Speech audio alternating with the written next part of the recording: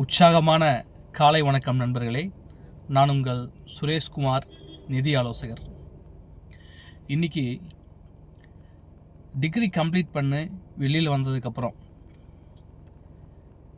Youngster mostly choose பண்ணுறது job ப்ரொஃபைலாக தான் இருக்குது. அதாவது டிகிரி முடித்ததுக்கப்புறமா நம்ம ஒரு வேலைக்கு போகலாம் அப்படிங்கிறத அவங்க அதிகபட்ச ஐடியாலஜியாக இப்போ வந்துட்டு வருது. பொதுவாகவே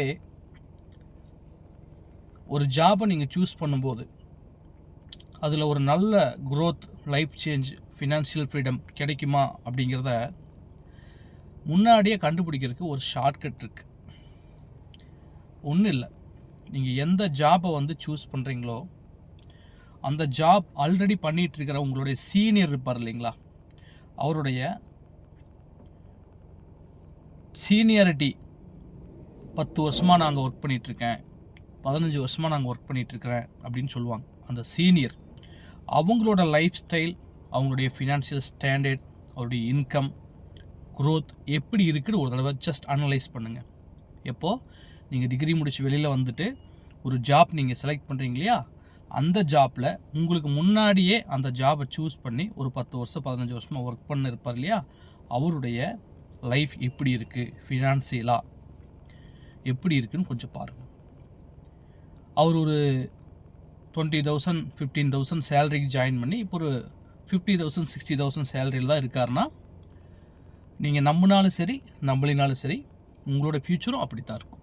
இல்லை சார், நான் அவரை விட நல்ல டேலண்டட், அவருக்கு கிடைச்ச எக்ஸ்பீரியன்ஸை விட எனக்கு இன்னும் நல்ல எக்ஸ்பீரியன்ஸ் இருக்குது, அவர் படித்த காலேஜோடைய கோர்ஸ் வேறு, நான் படித்த காலேஜோட கோர்ஸ் வேறு, நான் கற்று வச்சுக்கிற விஷயம் வேறு, அவர் கற்று வச்சு, அது என்ன வேணால் இருக்கட்டும், நல்லா புரிஞ்சுக்குங்க. இங்கே அறிவு, ஆற்றல், ஞானம் இது எல்லாமே ஒரு பக்கம் இருந்தாலும் அதை நீங்கள் எங்கே கொண்டு போய் போடுறீங்க அப்படிங்கிற அந்த இடம் ரொம்பவே முக்கியம். எந்த அளவுக்கு உங்களுக்கு நாலேஜ், எக்ஸ்பீரியன்ஸ் இருந்தால் கூட நீங்கள் கொடுக்குற இன்புட்டு எங்கே நீங்கள் கொண்டு போய் அதை விதைக்கிறீங்களோ அதுலேருந்து வர விளைச்சலுடைய அந்த விளை நிலம், அதுதான் அந்த வேலை. அது இவ்வளோதான் கொடுக்கும்னா அது நீங்கள் எவ்வளோ கொடுத்தாலும் அவ்வளோதான் வரும். இது மட்டும் ஞாபகம் வச்சுக்கங்க. சரி, அப்புறம் என்ன சார் நான் பண்ணுறது? ரிஸ்க் எடு தலைவா, கொஞ்சம் மாற்றி யோசி. பிஸ்னஸ் சூஸ் பண்ணுங்கள். இந்த ஜாப் அப்படிங்கிற ப்ரொஃபைல்லேருந்து கொஞ்சம் டைவர்ட் ஆகி போதும். நம்ம ஜென்ரேஷன் அப்பா தாத்தா இவங்கெல்லாம் வேலைன்னு ஒர்க் பண்ணி முடிச்சிட்டாங்க, ஓகே போதும். நீங்களாவது அந்த கேரியர்லேருந்து கொஞ்சம் மாறி பிஸ்னஸ் சூஸ் பண்ணுங்கள். சரி சுரேஷ் சார், பிஸ்னஸ் சூஸ் பண்ணால் நல்ல க்ரோத் இருக்குது, எல்லாம் ஓகே தான், பட் பெரிய அளவுக்கு இன்வெஸ்ட்மெண்ட் தேவையே. இன்றைக்கி உலகத்தில் இன்வெஸ்ட்மெண்ட் இல்லாமையே ஜெயிக்கக்கூடிய நிறைய பிஸ்னஸ் இருக்குது. அதை தேடி கற்றுக்குங்க. ஒரு எக்ஸாம்பிள் வேணால் சொல்கிறேனே, இன்சூரன்ஸ் ஏஜென்ட் பிஸ்னஸ். இந்த பிஸ்னஸில் இன்வெஸ்ட்மெண்ட் எதுவுமே தேவையில்லை.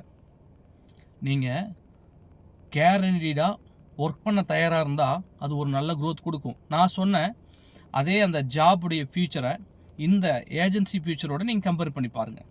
ஒரு 10 இயர்ஸ் 15 இயர்ஸ் முன்னாடி ஒரு இன்சூரன்ஸ் ஏஜெண்ட்டாக ஜாயின் பண்ண ஒரு நபருடைய லைஃப் ஸ்டைல் அப்போ எப்படி இருந்துச்சு, இப்போ எப்படி இருக்குது அப்படிங்கிறத கம்பேர் பண்ணி பாருங்கள். கண்டிப்பாக பல மடங்கு உயர்ந்திருப்பார். புரியுதுங்களா? ஸோ நான் ஒரு உதாரணத்துக்கு தான் இன்சூரன்ஸ் ஏஜென்ட் பிஸ்னஸ் அப்படிங்கிறத சொன்னேன். உங்களுக்கு பிடிச்ச எந்த பிஸ்னஸ் வேணாலும் இன்வெஸ்ட்மெண்ட் இல்லாட்டி பரவாயில்ல, இன்வெஸ்ட்மெண்ட் இல்லாமையே பண்ணுற பிஸ்னஸ் நிறையா இருக்குது இன்றைக்கி. அதை சூஸ் பண்ணி அங்கே உங்களோட உழைப்பை போடுங்க. அப்படி நீங்கள் பண்ணும்போது கண்டிப்பாக வெற்றி நிச்சயம். ஒன்று மட்டும் என்னால் கேரண்டியாக சொல்ல முடியும், நீங்கள் ஜாப் போயிருந்தால் என்னெல்லாம் சாதிச்சிருப்பீங்களோ, எவ்வளோ ஃபினான்ஷியலாக ஃப்ரீடம் ஆகிருப்பீங்களோ, உங்கள் குடும்பத்துக்கு எவ்வளோ நீங்கள் அசட் சேர்த்துருப்பீங்களோ, அதை விட கண்டிப்பாக 50% ஜாஸ்தியாக உங்களோட பிஸ்னஸில் நீங்கள் பண்ணியிருக்க முடியும். அது என்னால் அசூரன்ஸ் கொடுக்க முடியும். So change your mindset, go to business. Thank you.